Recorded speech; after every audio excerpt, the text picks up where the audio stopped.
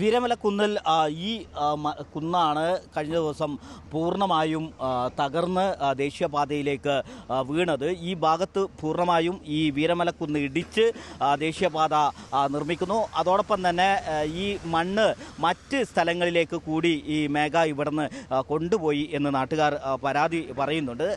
കലക്ടറുടെ നേതൃത്വത്തിൽ ഇവിടെ ഡ്രോൺ പരിശോധന നടത്തിയപ്പോൾ ഈ കുന്നിന് മുകളിൽ വിവിധ ഇടങ്ങളിലായി വിള്ളൽ രൂപപ്പെട്ടിട്ടുണ്ട്.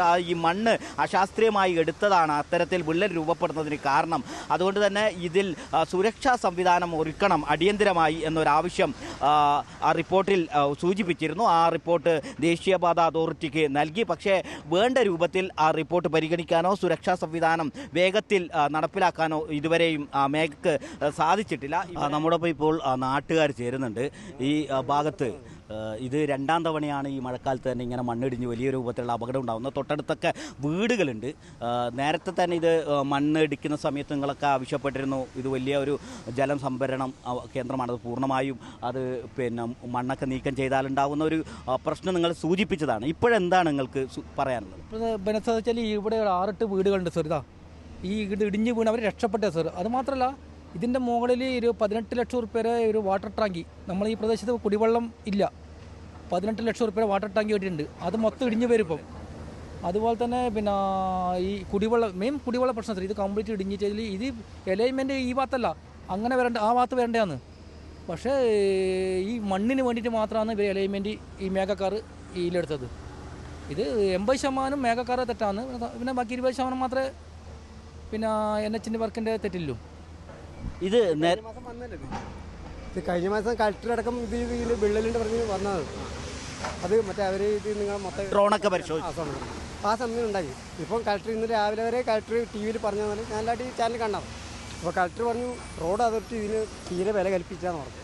അപ്പോൾ എന്താ നമ്മുടെ ഈ അവസ്ഥ ഇത് നിങ്ങൾ കാണുന്നില്ല. കാരണം ഇടിഞ്ഞു പൊളിഞ്ഞൊരു അവസ്ഥ നിങ്ങൾ ഇത് നോക്കണതാ. ഇനി വരുന്ന വിള്ളൽ നിങ്ങൾ ഒന്ന് അപ്പുറം പോയി നോക്കിയാൽ കാണും. ഇപ്പം വിള്ളലായിട്ട് നിൽക്കുകയാണ്. നിങ്ങൾ തൊട്ട കൊട്ടപ്പുറം പോയി നോക്കിയാൽ കാണാം. ഇനിയും ഇത് ഇടിഞ്ഞു വീഴും. നിൽക്കുന്ന സമയത്ത് തന്നെ രാവിലെ വീഡിയോ എടുക്കുന്ന സമയത്ത് അത് ഇടിയുന്നുണ്ട്. പക്ഷേ റിപ്പോർട്ട് കൊടുക്കുന്നതുകൊണ്ട് മാത്രം നമ്മൾ പറയുന്നത് ഈ സമയത്ത് ഇങ്ങനെ ഇടിയുന്നുണ്ട്. മുകൾ ഭാഗത്ത് ഇങ്ങനെ ഇടിഞ്ഞു വീഴുന്നുണ്ട്. കാണുന്നുണ്ട്. ഇപ്പം അവർ സാർ അവിടെ മീഡിയ വണ്ണ് എടുക്കുന്ന സമയത്ത് തന്നെ ഇത് ബൈറ്റ് എടുക്കുന്ന സമയത്ത് തന്നെ ഇടിയുന്നുണ്ട് സാർ.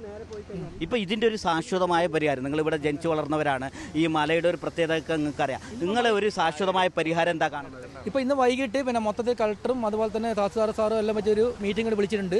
അതിന് സർവകക്ഷി യോഗം വിളിച്ചിട്ടുണ്ട്. അതിനുശേഷം തീരുമാനം എടുക്കാമെന്നാണ് ഇപ്പം നാട്ടുകാർ പറയുന്നത്.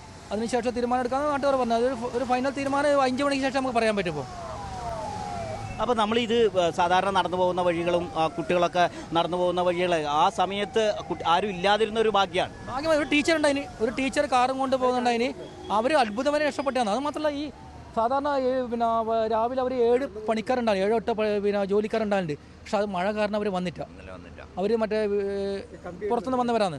ഈ കമ്പി കെട്ടാനും പിടിക്കാറുണ്ടായിരുന്നു. അവർ വന്നില്ല. പക്ഷേ ഒരു വലിയ ദുരന്തം ഒഴിവായി, അത്ര തന്നെ. എന്തോ ഭാഗ്യം കൊണ്ട് ഒഴിവായി. ഇവിടെ സൂചിപ്പിച്ചതുപോലെ ഈ കുന്നിന് മുകളിൽ തന്നെ ഒരു വാട്ടർ ടാങ്ക് ഉണ്ട്. ഈ നാട്ടിലുള്ള ആളുകൾക്ക് കുടിവെള്ളം എത്തിക്കുന്നതിന് വേണ്ടി സ്ഥാപിച്ച വാട്ടർ ടാങ്കാണ്. ആ വാട്ടർ ടാങ്കിൻ്റെ സുരക്ഷ ഭീഷണിയിലാണ്. അതോടൊപ്പം തന്നെ ഇത് താഴ്ന്ന പ്രദേശമാണ്. ആ താഴ്ന്ന പ്രദേശത്ത് വെള്ളം കയറുമ്പോൾ അവരെ പുനരധിവസിപ്പിക്കാൻ വേണ്ടിയുള്ള ഒരു പുനരധിവാസ കേന്ദ്രം കൂടി കുന്നിന് മുകളിൽ ഉണ്ട്. ആ പുനരധിവാസ കേന്ദ്രം ഇപ്പോൾ പ്രയോജനപ്പെടുത്താൻ കഴിയാത്തൊരു സാഹചര്യമാണ് എന്ന് നാട്ടുകാർ പറയുന്നുണ്ട്. ഇതിൻ്റെ കുന്നിന് മുകളിൽ ഇടിഞ്ഞ സ്ഥലത്ത് തന്നെയാണ് ഈ നാട്ടിലെ ഒരു പ്രധാനപ്പെട്ട ശ്മശാനം നിലനിൽക്കുന്നത്. ഈ ശ്മശാനത്തിൻ്റെ അടിഭാഗം വരെ മണ്ണിങ്ങനെ ഇടിഞ്ഞു കഴിഞ്ഞു. ഇനിയൊരു അപകടം സംഭവിക്കുകയാണെങ്കിൽ ആ ശ്മശാനം ഉൾപ്പെടെ നിലംപൊത്തുന്ന ഒരു സാഹചര്യം ഉണ്ടാവും. എത്രയും പെട്ടെന്ന് ഇതിന് ശാശ്വതമായ ഒരു പരിഹാരം വേണം എന്ന് തന്നെയാണ് പറയുന്നത്.